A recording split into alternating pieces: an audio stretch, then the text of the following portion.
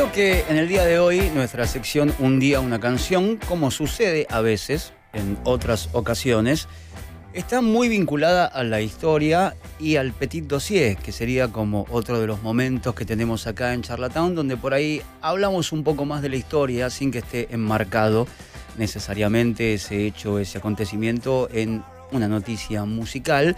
Y cuando partimos de Un día, una canción, terminamos hablando justamente de un tema, pero vamos hacia atrás, vamos a ir al porqué, no la influencia, sino cuál es el caldo de cultivo previo que dio como resultado que esos compositores o compositoras o autores o autoras decidieran ponerse a escribir sobre esa cuestión en particular, que después terminó siendo un tema que quizás hemos cantado 1000 veces en casa, tal vez si la banda es contemporánea a nosotros en algún recital, pero que no todo el tiempo sabemos de qué hablan las canciones. No porque uno esté revelando justamente una especie de fórmula secreta, pero a mí me gusta mucho la historia, me gusta entender el porqué de un montón de cosas, y cuando a veces eso está detrás de un vehículo emocional muy grande, como lo es una canción para cualquiera de nosotros, que está enmarcado en algo emocionalmente mucho más grande y superior, que es la música, me parece que es pertinente.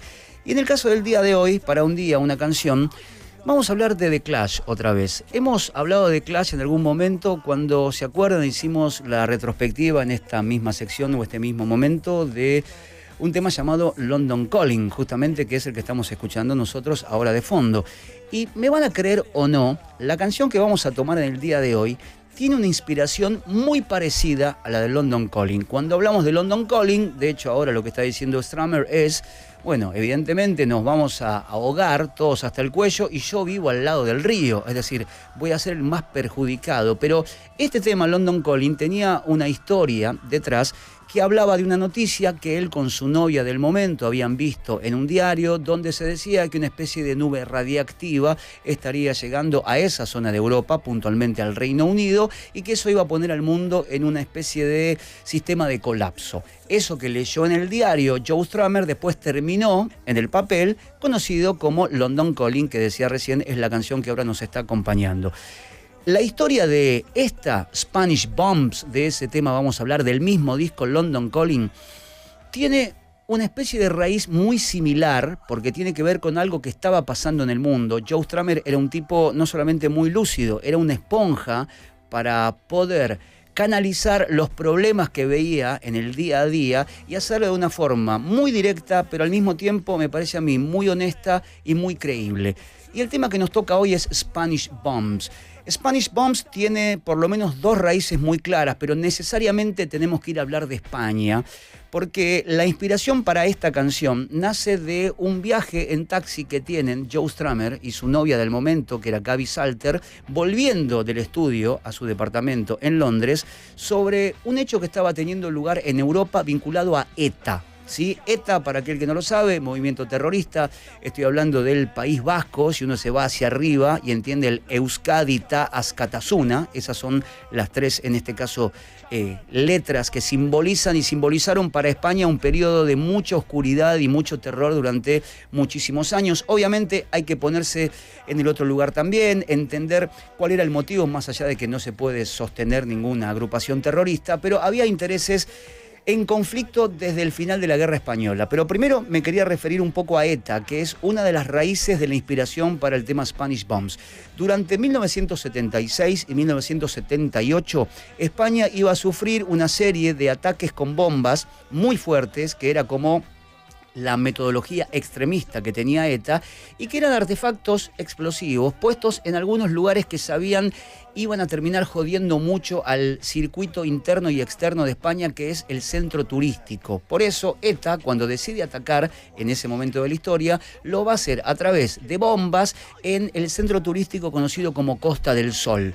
Lo que dijeron los tipos es, ok, si queremos lastimar al gobierno bien desde adentro, las bombas van a ir a un lugar donde duela, que es donde todo el mundo lo vea, más allá de que más adelante, en 1987, iban a poner una bomba en un supermercado de Barcelona que iba a ser como uno de los atentados más grandes de toda la historia de ETA. ETA es una agrupación, como decía recién, que se forma en 1958. En 1961 va a tener su primer intento de atentado, cuando tratan de hacer volcar, sacar de las vías a un tren que tenía muchos franquistas. Ahora vamos a explicar lo de los franquistas. Y de ahí en adelante continuó haciendo 2 o 3 pedidos muy claros. Primero, querían estar fuera de España. Piensen que esa parte de País Vasco lo que te toma es el norte de España y lo que sería el sur de Francia. No solamente pedían estar fuera de España, sino es que pedían libertad de algunos presos políticos y hacer las cosas a su propia manera. Eso es lo que conceptualmente significaba ETA. Lo que sucede es que la forma que tenía ETA de llevar adelante estos mismos postulados era claramente a través de la violencia, y la violencia y el terror, y si no pregúntenle a Pablo Escobar, es un arma de negociación muy grande, porque uno no sabe cuándo va a llegar una explosión, dónde va a llegar la explosión, hasta que eso sucede, y después el gobierno debería siempre actuar en consecuencia, con el temor a sufrir una represalia mucho mayor. Entonces, la primera parte a la cual va a apuntar la canción de The Clash tiene que ver a los bombardeos. Cuando digo bombardeos, son bombas en locales y en hoteles, no tiene que ver con un avión, que se van a producir entre el 76 y el 79 en la Costa del Sol. Eso, llegado a los diarios, obviamente una comidilla nacional informativa en toda Europa, llega también a la cabeza de Joe Strummer, y es en este caso su novia Gaby Salter, que como también le dijo, deberías escribir algo sobre la nube radioactiva, le dijo, deberías escribir algo sobre lo que está pasando en España. Pero ¿era una casualidad que en este caso Strummer se refiriera a España? No, no es una casualidad. Primero, porque él había tenido una novia anterior llamada Paola, después conocida como Paloma Romano, cuya familia era de Andalucía. Y este punto exacto en el mapa nos va a llevar a hablar del segundo tema que tiene inspiración, que es la Guerra Civil Española. La Guerra Civil Española tiene lugar entre el año 1936 y 1939. ¿Qué es lo que sucede? Había algo llamado Segunda República, que era lo que estaba llevando adelante el gobierno español, una vez que Hitler ya estaba comenzando a armar o terminar de armar las toques centrales de lo que iba a ser el Partido Nacional Socialista a 3 años del inicio de la Segunda Guerra Mundial, pero como sucedió en Argentina con el golpe militar del 76, como sucedió en Chile con el golpe militar del año 73, había 3 militares que eran los que comienzan a sublevarse, y la primera ciudad que van a tomar iba a ser Andalucía. Estoy hablando del sur de España, y de ahí la idea era conquistar el resto del país, pero tenían 2 polos de resistencia muy grandes, que eran al mismo tiempo polos intelectuales y obreros fuertes, que eran Madrid y Barcelona. Fíjense lo que son, no sé si las casualidades de la vida o cómo el mundo se va dando a través de estas fichas de dominó. De los 3 militares que comienzan el intento de golpe de Estado en 1936, van a morir 2. Y el que queda vivo va a ser el general Franco, ¿sí? El generalísimo, aquel que va a hacerse cargo del gobierno español una vez que termina esta matanza en el año 1939, él representando a un grupo conocido como los sublevados. Los sublevados van a tomar Andalucía, van a tomar Gijón, van a tomar Alicante, y les quedan las últimas 2 centrales de resistencia que tenía la República. Una era Madrid y la otra iba a ser Barcelona. En el caso de la persecución que hacen no solamente con intelectuales, con algunos poetas, con músicos y autores, el gobierno de la sublevación que se venía del general Franco se iba a quedar con la vida de Federico García Lorca. Federico García Lorca, por si alguien no lo sabe, quizás sea a día de hoy el poeta más grande que vio España en toda su vida, y va a ser fusilado un mes después que se inicie el intento de golpe de Estado allá por el año 1936. Y fíjense la importancia de García Lorca a nivel mundial. Leonard Cohen, en Canadá, unos cuantos años después, tenía tanto amor por el poeta español que no solamente comienza a estudiar la guitarra de flamenco a través de un anónimo español en una plaza de Monreal, sino que a su hija la va a bautizar como Lorca. ¿Sí? Fíjense el amor que tenía Leonard Cohen por este escritor español, que a su hija le pone el nombre de quien él adoraba y que entendió que era el letrista más grande del mundo. García Lorca, perseguido además por homosexual, por los sublevados, va a ser asesinado un mes después del intento de golpe. ¿Qué es lo que sucede? Durante 3 años España va a tener 500.000 muertos de una especie de intento de golpe militar muy sangriento, donde Franco se va a quedar en el poder. Fíjense lo que es la historia y lo que es el rigor periodístico. Hasta el año 1975. ¿Se entiende? Había algo llamado el equipo Cóndor, que es el que Hitler le va a ceder, en este caso a España y a Franco, para que de esa manera tuviera aviones a disposición, sumado a los moros que venían de lo que es la parte norte de Marruecos, que era una fuerza de choque muy grande y que comienzan a aplastar a todos aquellos que intentaban resistir una república que se caía a pedazos. Durante 3 años, ese intento de golpe militar termina con Franco en el poder a partir de 1939, en lo que se conoció como la Guerra Civil Española. Una vez que Franco muere, a mediados de los 70, España va a sufrir un golpe muy grande, porque si bien en Argentina todavía, más allá de la ley de obediencia debida y punto final, creo que el tema de los desaparecidos y lo que pasó en nuestra última dictadura no es un tema a olvidar. Es un tema que está presente, que vuelve todos los años y que renace cada 24 de marzo. ¿Qué es lo que hizo España? A partir del año 77 lo que dijeron es: hacemos una ley de reforma política donde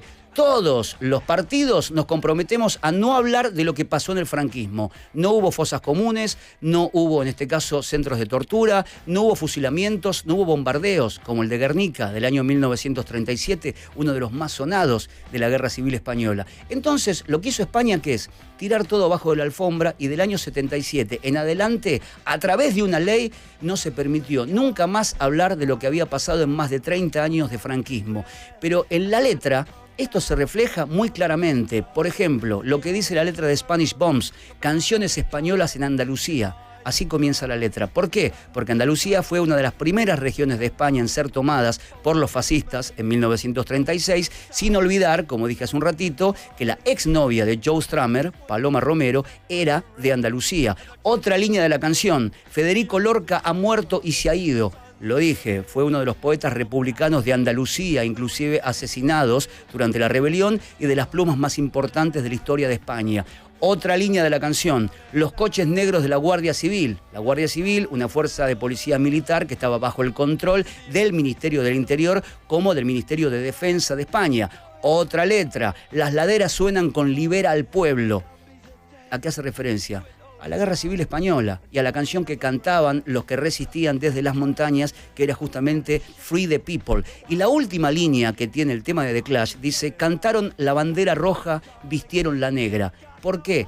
Porque la bandera roja es un famoso himno socialista, mientras que el negro se refería al color elegido por el movimiento anarquista. Si uno toma la Guerra Civil Española del 36 al 39, si uno toma lo que fueron los atentados a la Costa del Sol de España a mediados de los 70, se va a encontrar con la inspiración final para Spanish Bombs. Pero esto no termina acá. Si hay alguien que está interesado en entender cómo fue no solamente las atrocidades que cometió Franco desde el año 39 en adelante, le recomiendo este documental que tiene 3 partes, que está en Netflix y que se llama El silencio de otros. ¿De qué trata? De todas las calamidades que llevó adelante el gobierno de Franco, la dictadura de Franco. Está producida por Pedro Almodóvar. Mire lo que es esto. De todos para todos. Nos olvidamos. Un olvido de todos. Nunca pasó. Esto es vergonzoso. Yo tenía 6 años cuando fue. Esta mujer que habla, por ejemplo, es una de las que dice: cuando tenía 6 años vino Franco, se llevó a mi familia, cruzó por ahí En la fosa. y los tiró en una fosa. Yo estoy obligado. Es durísimo el documental, pero si intentan entender, porque yo entiendo que Hitler es más fácil de entrarle, está en todos lados, Mussolini lo mismo. Pero en Argentina no se habla tanto de Franco. Si quieren saber, insisto, lo que fue la mano dura, la locura no de la represión, la persecución y el asesinato en fosas comunes que llevó adelante el generalísimo Franco, vean este documental, porque es un argentino el que lleva a juicio esta causa. Son familiares y gente que vivió acechada por el franquismo y que gracias a este abogado y a una serie de movidas judiciales les dicen: ustedes pueden reclamar. ¿Por qué? Porque los crímenes de lesa humanidad no prescriben. Pero ¿qué sucede? España tuvo ley de amnistía en 1977 cuando dijeron: olvídense, en este país no ha sucedido absolutamente nada. Si quieren ver este documental de 3 partes, es muy rico, es muy explicativo, es muy fuerte, pero también es una visión de cómo es España hoy. Cuando van a ver las encuestas en la calle, el español dice: lo que pasó, pasó, no hay que volver a hablar de eso.